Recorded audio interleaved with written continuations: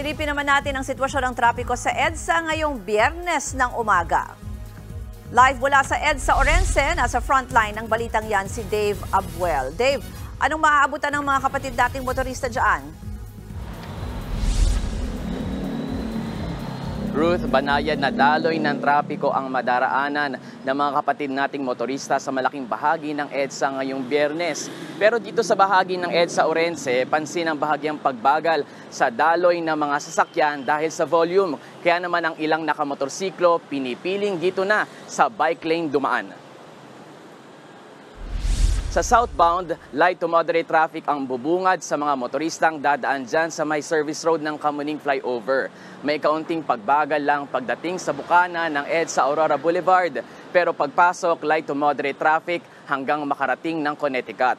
Maluwag ang kalsada patungong Ortigas Flyover habang light to moderate naman pagdating ng So Boulevard. Light to moderate din ang traffic sa Estrella, Buendia, Malibay hanggang sa may FB Harrison.